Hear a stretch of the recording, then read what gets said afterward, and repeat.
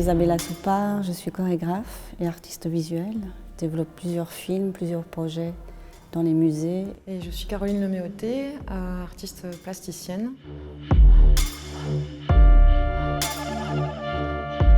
Alors, Tellus Project, c'est un ensemble d'œuvres polymorphes qui peuvent être des sculptures, des installations, des ateliers, des performances, des phyto-happenings. Tellus, c'est la déesse romaine de la terre.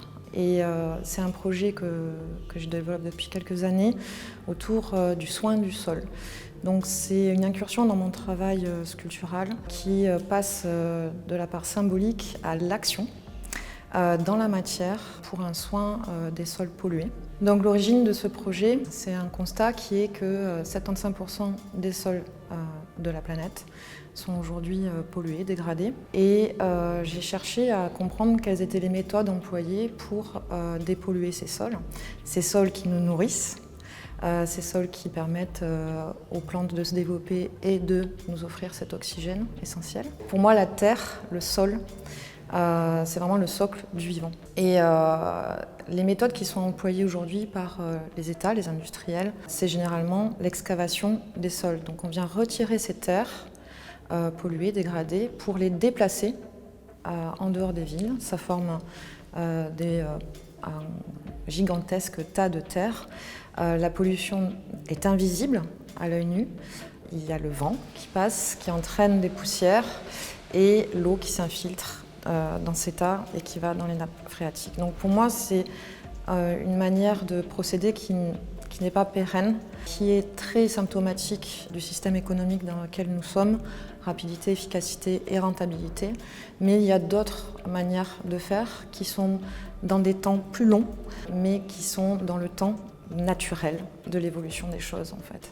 Et là, ce que j'invoque dans ce projet, c'est une technique, une méthode qui est la phytorémédiation. Donc c'est la dépollution des sols par les plantes. Il y a des plantes qui ont des capacités d'hyperaccumuler les métaux lourds, comme ici dans cette installation où on a une terre qui est polluée au zinc. Dans cette installation qui a été activée par la performance, nous sommes venus mettre des graines qu'on appelle phytorémédiatrices pour venir dépolluer ce sol durant tout le temps de l'exposition, sous des lampes horticoles qui viennent apporter cette lumière nécessaire à la pousse des plantes.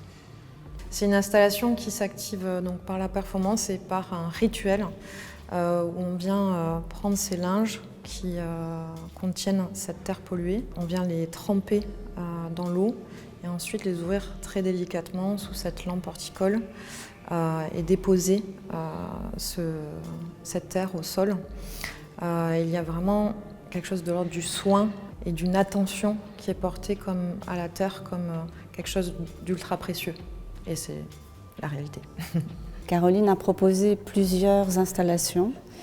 Et donc l'idée pour moi, c'était d'activer en fait ces installations avec des danseurs. Donc ce qui m'intéressait dans ce projet, c'est vraiment d'activer les propositions, les installations que Caroline a imaginées. Et donc ces installations vont se développer sur plusieurs temps, avec différentes propositions d'installation. Et ce qui m'a beaucoup intéressée, c'est le rapport à la terre et à la peau et au corps en fait. Et donc j'ai proposé à différents danseurs d'entrer dans l'univers que Caroline propose à travers ces installations et de vraiment trouver un rapport au corps. Caroline a déjà parlé de la première où c'était vraiment très ritualisé et dans laquelle elle performait aussi avec une danseuse. Mais les autres installations vont être vraiment plus un corps à corps avec les danseurs et la terre. Pour la partie où j'interviens, donc vraiment la performance, et on s'en est rendu compte à la première performance, c'est le temps long. C'est de permettre aux gens de rentrer, aux personnes de rentrer dans une œuvre, surtout avec un geste ritualisé. Donc il y a un côté très hypnotique dans lequel on peut rentrer sans réfléchir, c'est presque méditatif.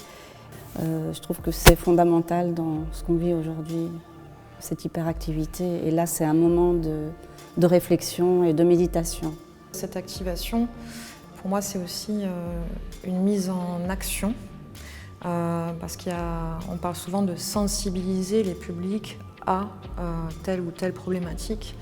Moi, je suis persuadée qu'en fait, on ne peut pas que sensibiliser, on doit aussi donner envie d'agir. Et donc, moi, j'ai qu'une chose à dire, c'est il faut semer. Voilà.